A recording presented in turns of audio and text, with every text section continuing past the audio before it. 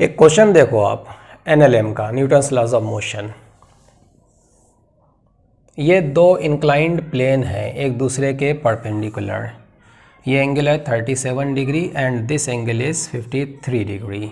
दोनों inclined plane perfectly smooth हैं। इस पर एक रॉड है इस टाइप की, इस पर भी एक रॉड है जो कि इस पर रुकी हुई है लाइक दिस। इस रॉड का मास है m2 और इस रॉड का मास है m1। Perfectly smooth surface, perfectly smooth, perfectly smooth, ठीक है। अब आपको इसमें यह बताना है कि m1 और m2 का, क्वेश्चन का पहला पार्ट, m1 और m2 का रेशो क्या हो जिसके लिए ये दोनों रेस्ट में रह सकें। क्वेश्चन का दूसरा पार्ट है, अगर ये रेशो मान लो जैसे k है और हम कर देते हैं m1 equal to 2k m2, ठीक है। m1/m2 को हमने कर दिया 2k। तो अब आपको बताना है इन दोनों रॉड्स के एक्सेलरेशंस क्या होंगे, a1 और a2 क्या होंगे, इसका a1 उसका a2। तो देखो इसको हम कैसे करेंगे, ज़रा वीडियो को रोक करके चाहो तो पहले अपने आप ट्राई कर लेना। देखो इसको हम कैसे करेंगे, FBD बना लो, कोई दिक्कत की बात नहीं है इसमें। इस पर लग जाएगा एक m1g और एक यहाँ से कांटेक्ट है तो एक कांटेक्ट फोर्स यहाँ से लग जाएगा n1। एक यहाँ से कांटेक्ट फोर्स, ये रॉड इसको इधर दबाएगी, कांटेक्ट फोर्स लगेगा, इसको n ले लेते हैं हम। अब अगर इसने इस पर n लगाया तो ये उस पर n लगाएगी, ये n इस पर भी लग रहा है, इसकी इंक्लाइंड सरफेस पर इधर n2 लगेगा और इस पर इसका वेट m2g लगेगा, ठीक है। तो इस रॉड पर 3 फोर्सेस हैं, इस रॉड पर भी 3 फोर्सेस हैं। Under the effect of this 3 forces these 2 rods they should be balanced, the net force should be 0 in all possible direction, the net force should be 0। ज़रा इस रॉड को देखो, देखो ये हॉरिजॉन्टल है, ये 53 है, ये 53 है, इसका मतलब ये कितना हो जाएगा 37।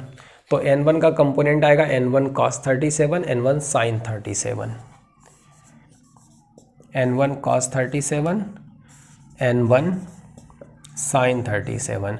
और एक इस पर लग रहा है लेफ़्ट में n और एक इस पर लग रहा है नीचे की ओर m1g, ठीक है। ओके, हॉरिजॉन्टली बैलेंस कर दो इन दोनों फोर्सेस को, n1 into 4/5, this is n, equation number 1। Vertically इन दोनों को बैलेंस कर दो,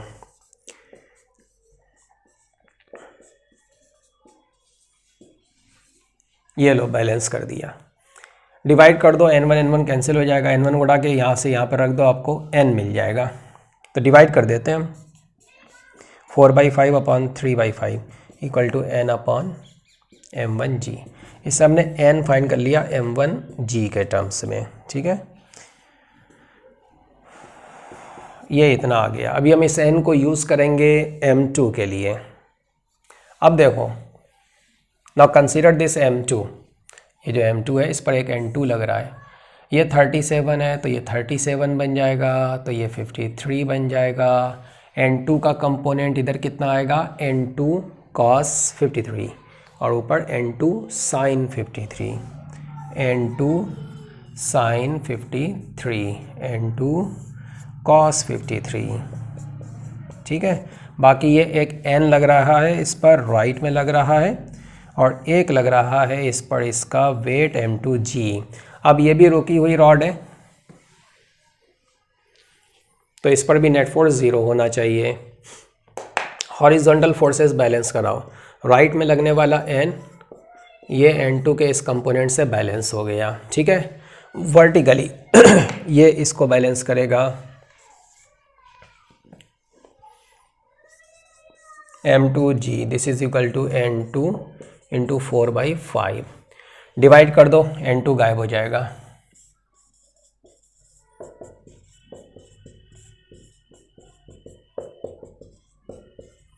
ठीक है। इससे हमको n मिल गया, तो n हमको मिल रहा है 3/4 m2g।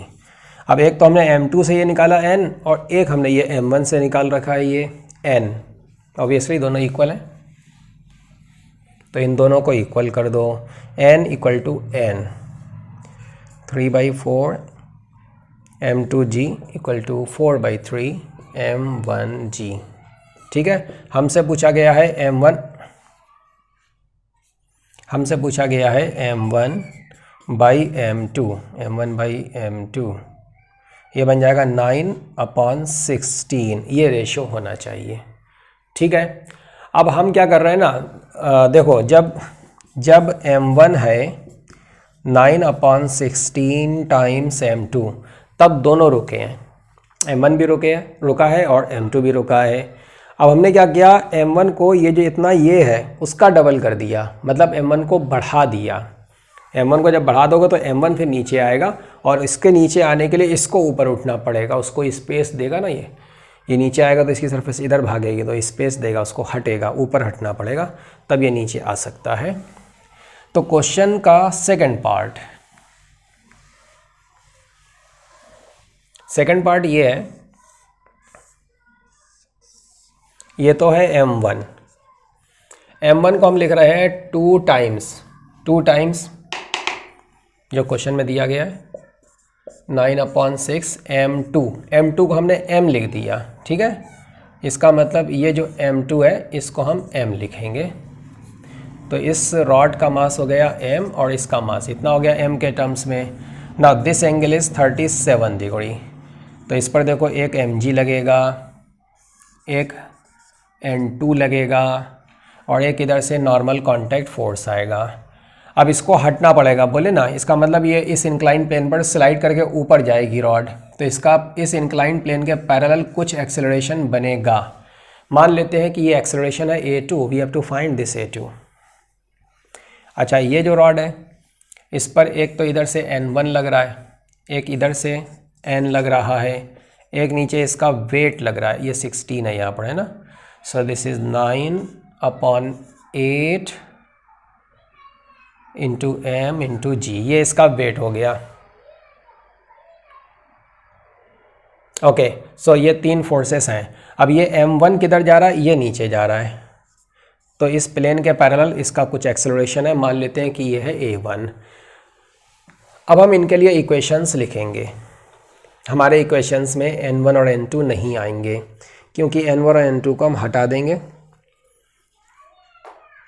उनको हम n में कन्वर्ट कर लेंगे। ठीक है, तो बेसिकली हमारे पास 3 वेरिएबल्स हैं, n है, a1 है और a2 है, तो हमें 3 इक्वेशंस बनाने पड़ेंगे। ठीक है, देखो m1 को देखो पहले आप, m1 इस डायरेक्शन में मूव कर रहा है ना प्लेन के पैरेलल, तो प्लेन के परपेंडिकुलर नेट फोर्स कितना होना चाहिए, 0। अब ये जो m1 है, m1 इसका वेट तो हमको पता है, दिस इज़ दी वेट। अब ये एक लग रहा है लेफ्ट में, इस पर लग रही है normal contact force, normal reaction लग रही है इस पर। बाकी एक इधर लग रहा है, इस पर n1 लग रहा है, तो ये n1 लग रहा है। और देखो ये रही प्लेन की डायरेक्शन। ठीक है, प्लेन के परपेंडिकुलर ये n1 है। अब ये एंगल कितना है, 37 डिग्री। तो देखो n का कंपोनेंट इधर कितना आ गया, n cos 37, और इसका कंपोनेंट ये हो जाएगा 53 डिग्री।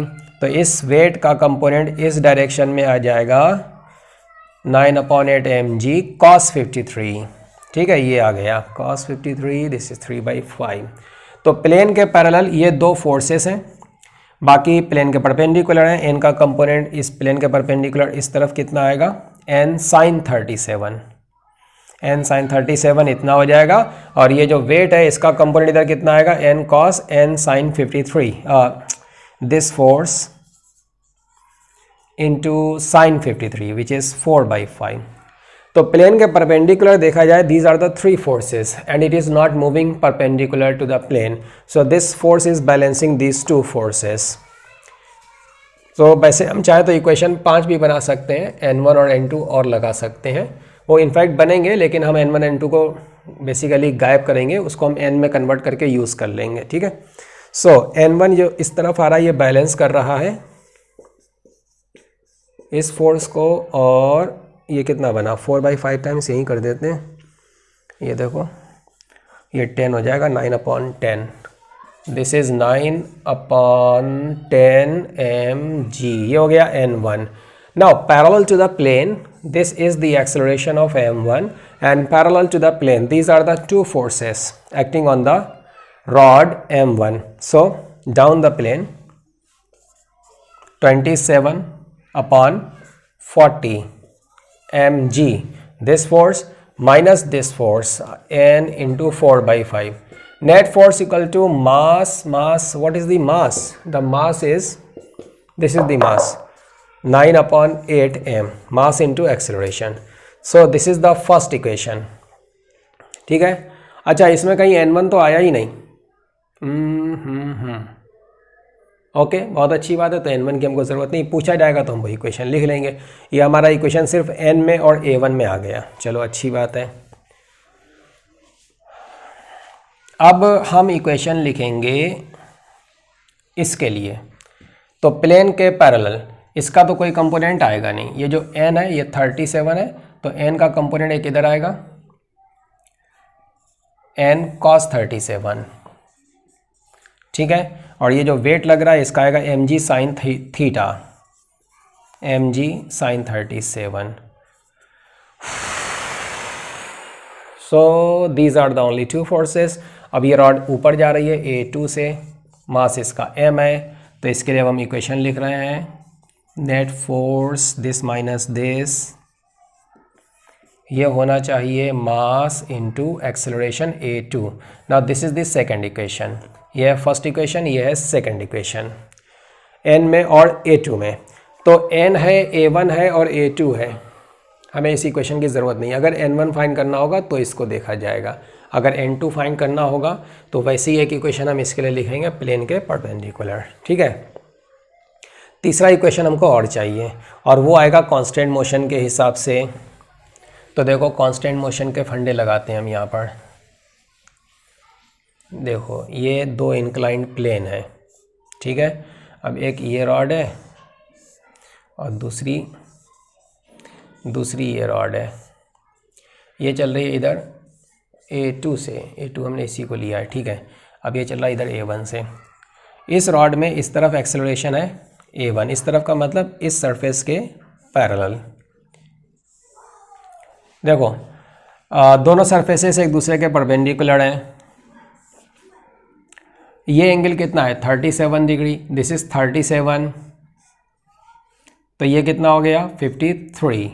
तो A1 का कंपोनेंट इस डायरेक्शन में कितना जाएगा? A1 cos 53 इतना जाएगा. ठीक है. और A2 को देखो, ये रहा A2, इसके पैरेलल, इसके परपेंडिकुलर. Obviously if this is 37 then this is 37, तो A2 का कंपोनेंट इस तरफ कितना आ जाएगा? A2 cos 37. cos 37 का मतलब 4/5.